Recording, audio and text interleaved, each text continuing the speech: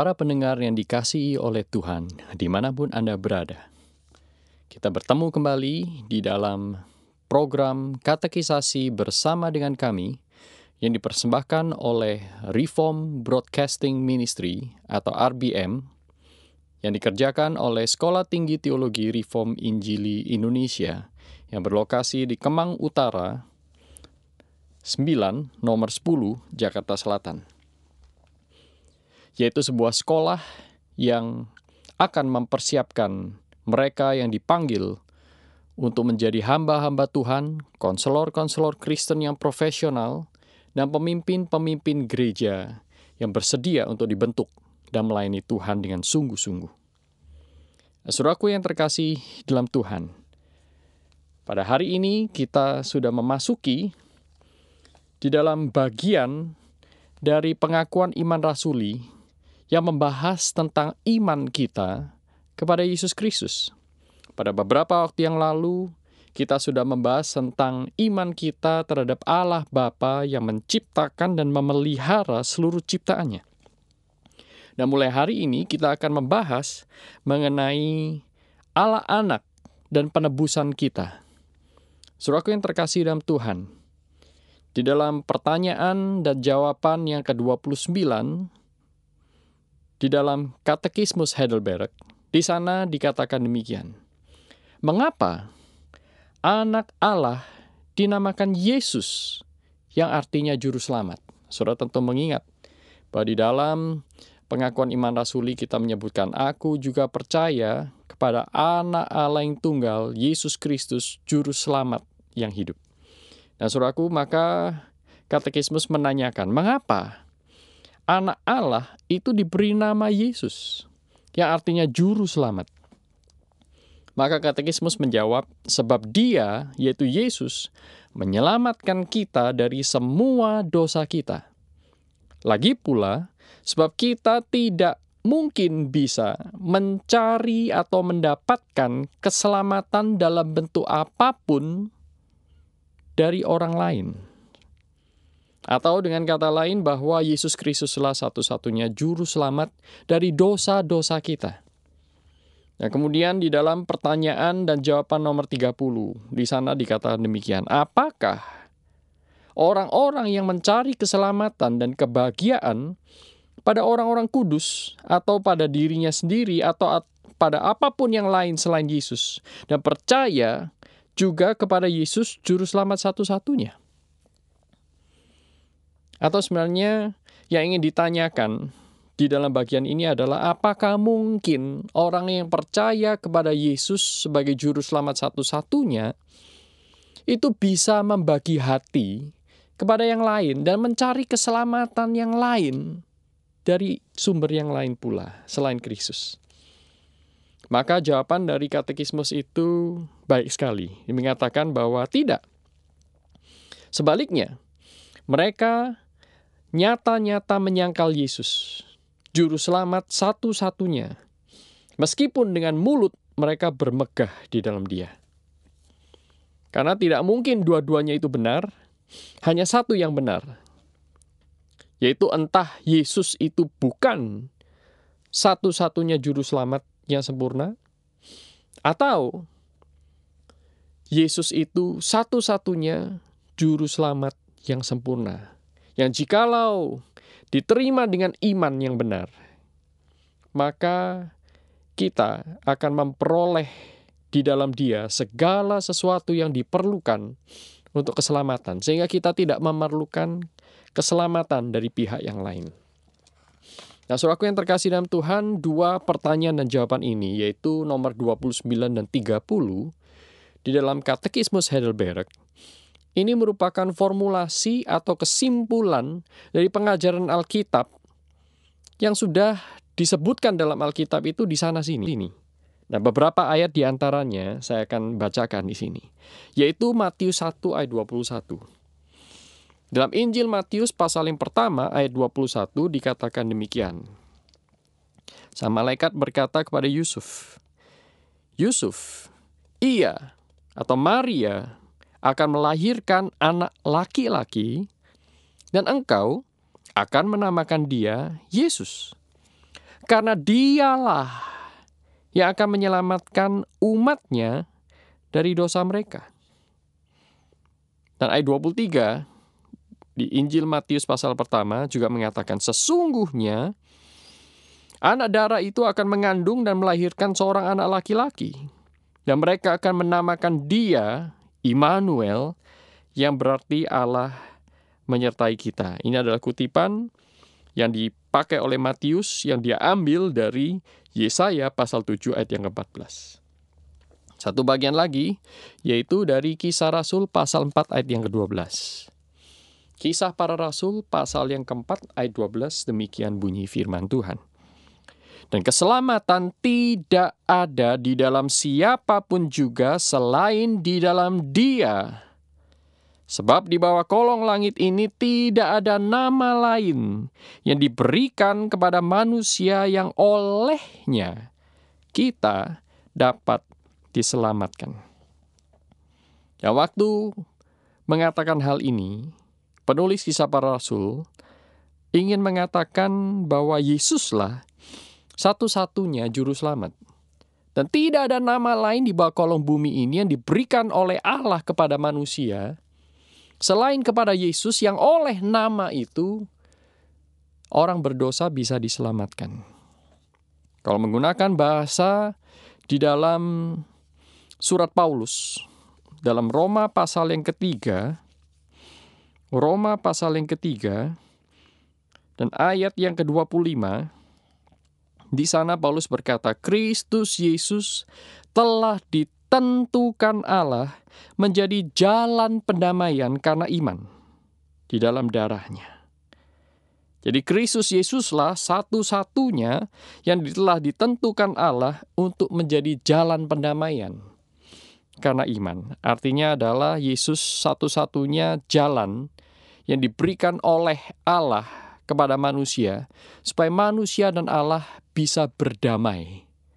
Sekalipun manusia itu berdosa, musuh-musuh Allah, tetapi di dalam Yesus kita diperdamaikan. Nah, saudaraku yang terkasih dalam Tuhan, inilah yang dinyatakan oleh Alkitab. Alkitab mengajarkan kepada kita bahwa hanya ada satu juru selamat, yaitu Yesus Kristus. Maka kita akan bertanya, saudaraku, bukankah ada pepatah yang mengatakan banyak jalan menuju ke Roma? Sehingga kemudian ada orang lain juga mengatakan, karena banyak jalan menuju ke Roma, berarti ada banyak jalan menuju ke surga. Atau banyak jalan menuju kepada keselamatan. Wah, tentu ada banyak isu dengan kalimat seperti ini, saudaraku. Yang pertama-tama kita harus mengerti bahwa agama-agama yang berbeda mengajarkan konsep keselamatan yang berbeda. Sehingga sekalipun kita menggunakan kata yang sama, yaitu kata keselamatan, belum tentu kita mempunyai pengertian yang sama tentang kata keselamatan itu. Jadi, saudaraku, Alkitab mengajarkan bahwa Yesus adalah juru selamat. Juru selamat apa? Dia bukan juru selamat dari hutang-hutang kita. Saya hutang kepada orang pemberi hutang. Nah, dengan percaya Yesus tidak membuat hutang-hutang saya itu langsung lunas. Tuhan Yesus bukan juga menyelamatkan kita dari sakit penyakit, sekalipun Dia bisa memberi mujizat. Tetapi Dia tidak datang hanya untuk membebaskan kita dari sakit penyakit. Sehingga Yesus itu bukanlah juru selamat kita atas segala sakit penyakit. Karena tidak ada di Alkitab, saudaraku, yang mengatakan bahwa dengan percaya kepada Yesus, saudara dan saya dibebaskan dari semua sakit penyakit. Tidak pernah. Memang ada kasus-kasus di mana orang itu percaya dan Yesus menyembuhkan dia. Memang benar. Dan itu terjadi. Tetapi itu adalah sesuatu yang merupakan peristiwa yang kasuistik. Kasus per kasus. Dan bukan merupakan satu janji yang normatif. Artinya janji yang Allah berikan kepada semua orang percaya. Tidak. Di dalam dunia ini anak-anak Tuhan, orang-orang percaya masih akan mengalami sakit penyakit. Tuhan Yesus mengalami sakit penyakit. Para rasul mengalami sakit penyakit. Orang-orang percaya di Perjanjian Lama dan Perjanjian Baru. Tidak peduli seberapa berimannya mereka. Mereka tetap mengalami sakit penyakit. Paulus pernah berdoa untuk meminta agar Allah mengambil darinya duri dalam daging. Bagaimanapun saudara mengartikan duri dalam daging ini, Allah tidak pernah menjanjikan untuk mengambil duri itu dari dalam daging Paulus. Demikian juga dari diri kita. Ada sebagian orang mengartikan duri dalam daging itu sebagai utusan iblis, yang artinya malaikat jahat yang diutus oleh iblis untuk mengganggu Paulus. Sehingga Paulus mengatakan ini duri dalam daging, sangat menyakitkan, sangat mengganggu. Boleh saja.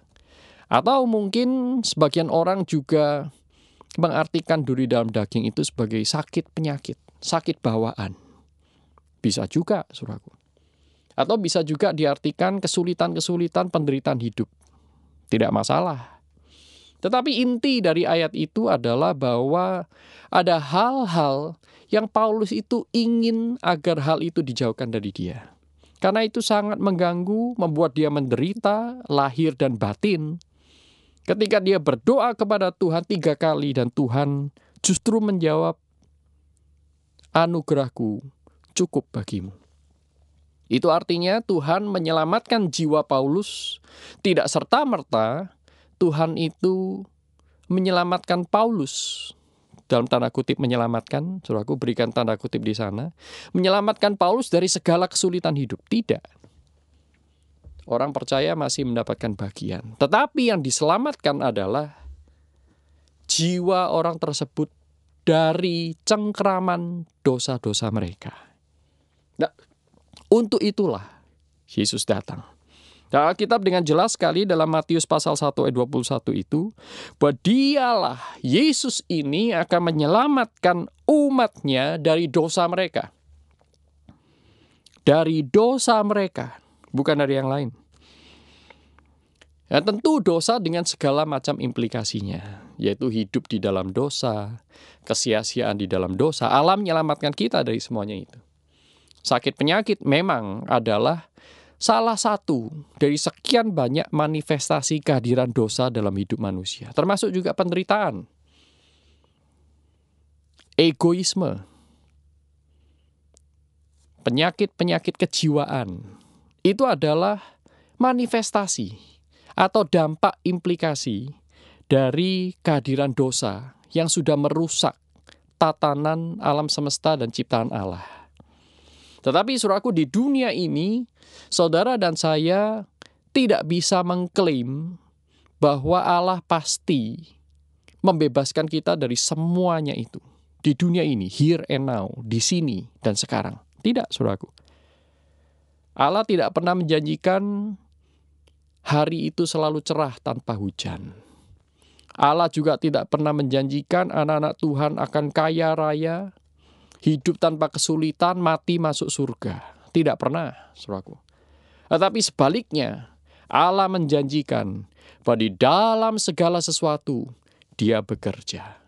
Di dalam segala sesuatu, Dia memberi arti yang kekal. Yaitu jikalau saudara dan saya percaya di dalam Yesus Kristus. Sehingga ketika dosa menghilangkan atau mengaburkan atau bahkan menyesatkan arti hidup yang sesungguhnya, menjauhkan kita dari arti hidup yang kekal, nah di sana Allah menyelamatkan kita dalam Yesus Kristus, mengembalikan seluruh arti hidup ini dan mengarahkan kita kepada tujuan-tujuan kekal sebagaimana yang Allah kehendaki di dalam penciptaan diri saudara dan saya. Nah, dari kesia-siaanlah Allah itu menyelamatkan kita. Dari dosa yang mempunyai sifat merusak inilah Tuhan menyelamatkan saudara dan saya. Nah, jikalau saudara dan saya hari ini bergumul, misalnya masalah hubungan suami istri, atau orang tua dan anak, hubungan pekerjaan dengan rekan-rekan kerja, atasan atau bawahan kita. Kita melihat bahwa dosa sudah merusak relasi banyak orang. Nah, ketika kita percaya kepada Yesus Kristus sebagai juru selamat, di sana ada harapan. Karena apa yang manusia tidak bisa kerjakan, Allah sanggup mengerjakannya. Ketika manusia tidak bisa memperdamaikan dirinya sendiri dengan baik dengan diri, atau dengan orang lain, bahkan dengan Tuhan, di sana Allah sudah bertindak dengan mengaruniakan Yesus Kristus, memberikan Allah Immanuel, yaitu bahwa Dia beserta dengan kita. Ini menjadi satu harapan, ada jalan keluar untuk masalah-masalah kita. Tetapi bukan berarti kita akan lepas dari masalah, tetapi ada jalan keluar. Ada kekuatan ekstra dari Tuhan untuk bisa menanggung dan mengalami kemenangan atas semuanya itu. Saudaraku yang terkasih dalam Tuhan, Yesus adalah satu-satunya juru selamat. Nah, kalau kita bicara tentang Yesus sebagai satu-satunya juru selamat, itu berarti, saudaraku, Yesus itu bukan nomor satu. Satu-satunya dengan nomor satu itu dua hal yang berbeda. Itulah sebabnya tadi dalam Katekismus Heidelberg itu dikatakan bahwa tidak mungkin kalau kita itu percaya Yesus sebagai satu-satunya, tetapi pada saat yang sama, saudara dan saya mencari jalan keluar yang lain. Ini berarti hanya menjadikan Yesus salah satu, bukan satu-satunya. Nah, waktu kita menjadikan Yesus itu salah satu juru selamat kita, itu sama halnya dengan mengatakan bahwa Yesus bukan satu-satunya juru selamat. Dan jikalau Yesus bukan satu-satunya juru selamat, berarti kita tidak beriman secara benar kepadanya. Kalau kita tidak beriman secara benar kepadanya, itu berarti kita tidak memiliki iman yang sejati, kita tidak menyandarkan diri kita sepenuhnya kepada Dia, maka konsekuensinya adalah kita sebenarnya bukanlah pengikut Kristus yang sejati. Kita sebenarnya tidak percaya bahwa Yesus itu betul-betul sempurna. Nah, saudaraku yang terkasih dalam Tuhan, Alkitab itu mengatakan banyak kali di banyak tempat bahwa Allah tidak pernah ingin menjadi nomor satu dalam hidup saudara dan saya. Membagi prioritas-prioritas itu hanya berlaku untuk segala sesuatu yang bukan Tuhan. Dan kita tidak boleh menempatkan Tuhan di dalam salah satu prioritas itu, sekalipun nomor satu. Nah, saudara kan tidak bisa berkata, misalnya, suami berkata kepada istrinya, atau istri berkata kepada suaminya, sayangku, kamu adalah istriku yang nomor satu, atau kamu adalah suamiku yang nomor satu. Saudara tidak bisa mengatakan demikian. Maka pasangan saudara akan berkata, ayo tunjukkan kepadaku, mana yang nomor 2, mana yang nomor 3. Saudara jangan coba ini di rumah ya. Saya tidak menganjurkan. Saudaraku yang terkasih dalam Tuhan, sebaliknya Alkitab itu mengatakan, misalnya sejak Keluaran pasal 20 ayat yang ketiga, Allah berkata, jangan ada padamu Allah lain di hadapanku. Itu artinya Allah tidak mau dimadu. Allah tidak mau kita bercabang hati menjadikan Tuhan nomor satu, kemudian kita punya ilah-ilah lain yang menjadi nomor 2. Jangan ada padamu Allah lain di hadapanku. Mazmur 73 mengatakan, selain engkau apa yang kuingini di bumi? Tidak ada. Selain engkau apa yang kuharapkan di surga? Tidak ada. Engkaulah bagianku selama-lamanya Tuhan. Dalam perjanjian baru kita juga melihat Yesus berkata, kasihlah Tuhan Allahmu dengan segenap hatimu, segenap jiwamu, segenap akal budimu, dan segenap pikiranmu. Artinya saudaraku, kalau kita segenap diri kita serahkan kepada Tuhan, maka tidak pantas buat kita memberikannya kepada yang lain. Marilah kita hidup terus menghayati hal ini tentang keesahan Tuhan dan keesaan Yesus sebagai juru selamat kita. Kiranya Tuhan memberkati kita dan terus mendorong kita untuk menjadikan Dia satu-satunya Allah, satu-satunya Tuhan dan Juru Selamat kita yang menyatakan diri di dalam Yesus Kristus. Kiranya Tuhan memberkati kita semua. Shalom.